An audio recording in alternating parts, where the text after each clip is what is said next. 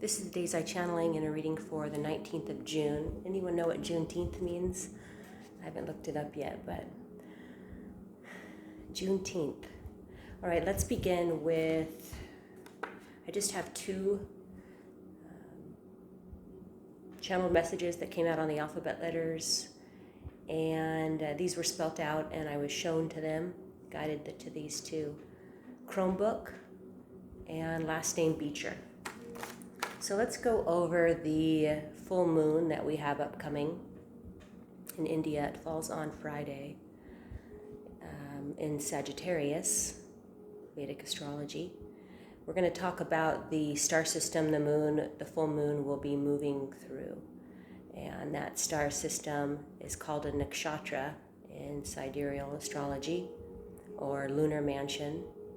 But really it's just a star system, and it is symbolized by a bunch of roots, and these roots are tied together.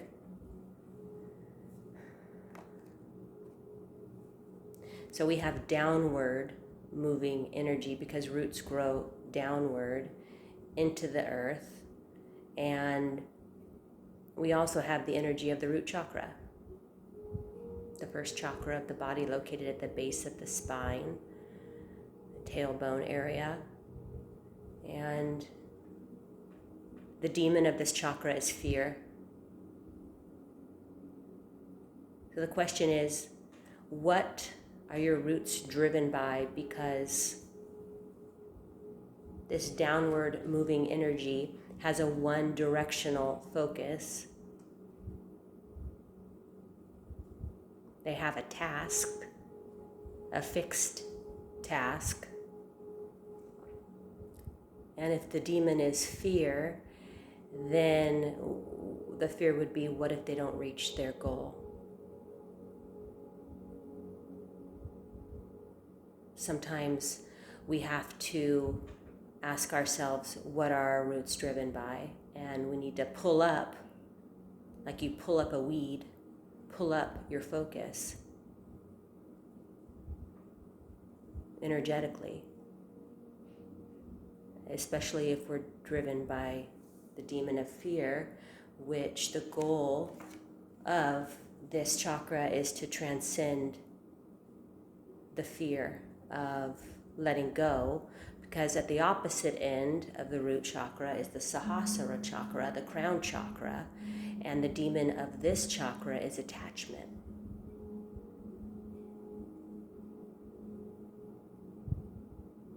So the lesson here is letting go when guided.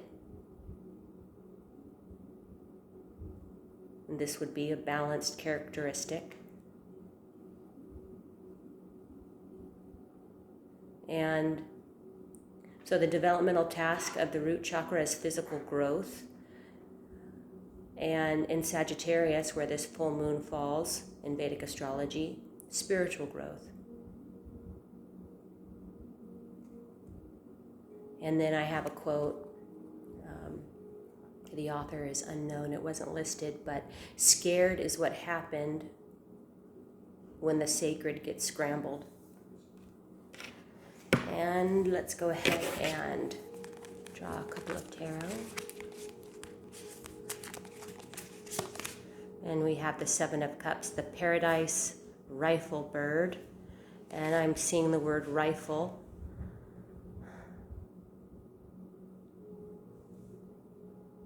I'm also getting, I'm getting two things. I'm getting the weapon. I'm also getting, is it rifling through paperwork? But the Seven of Cups and also Paradise, the town Paradise. Their local town named Paradise. I don't know how local it is, but I'm getting that specifically as well.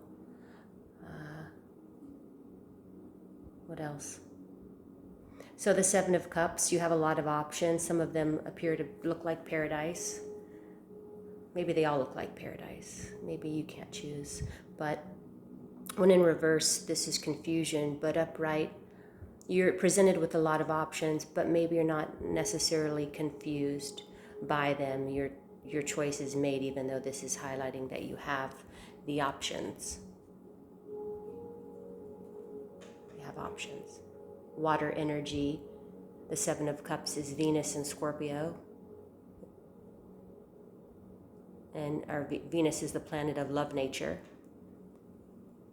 So with Scorpio, your love nature would be, if it falls in, if your Venus is in Scorpio, then you do become attached. So maybe there's fear here of making a choice that scares you.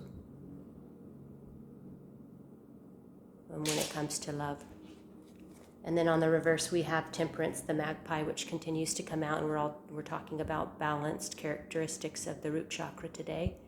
And so struggling a little bit in this arena, and that's okay. We're here to overcome these patterns of behavior, but they aren't easy. So let's be patient with ourselves as we journey through this lifetime together as a collective. And then, let's see. I don't know. We haven't seen the Seven of Cups, so let's check it out upright and see. Turned right to the Nine of Cups. Okay. So upright, on one hand, the Seven of Cups might be indicative of opportunities and choices.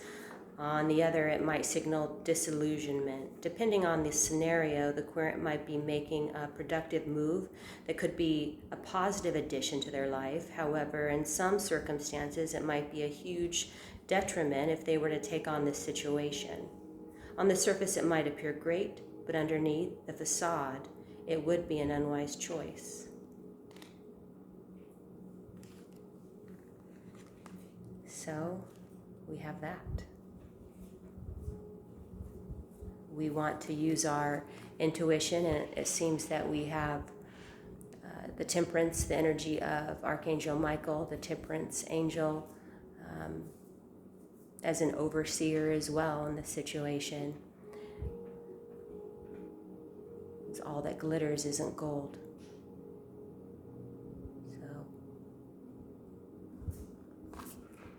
All right, in depth, multiple opportunities begin to present themselves, and this can be considered a very positive sign.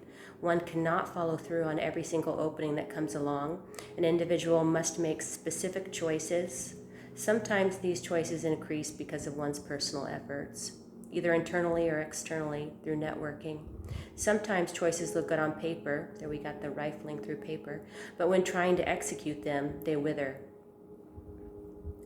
Sometimes like roots, they wither. Wishful thinking can result in choices that don't go anywhere, with the individual remaining in a stagnant state. The Seven of Cups is a card of illusion. An individual's actions are a telltale as to whether to continue with their plans or to look elsewhere. This can be applied to an occupation, honing a craft, relationships, or even the willingness to experiment.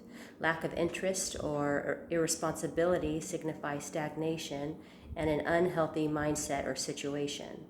The only way to fix the scenario is for the querent to move at their own pace and to rediscover their path forward.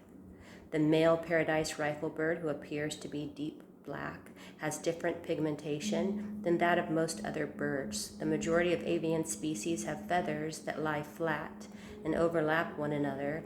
However, the riflebird gets its pure black pigmentation by having its feather arrangement appear thick, curled, and dried, rather than a continuous pattern of thin feather hairs lying flat. The riflebird has a thatch of branch-like structures jutting from its body. This feather structure traps light within the feathers. When observing the riflebird, the feathers create the illusion of pure black. When referring to the Seven of Cups, make sure not to fall into the trap of illusion. The project or item may look alluring, but closer inspection is warranted. It just might take the light from you and prevent the growth necessary for finding inner guidance and peace. So as always, trust your intuition. Couldn't say it enough. You know the answer, really. It's just has to do with fear and trusting yourself, which is a whole nother lesson. Namaste.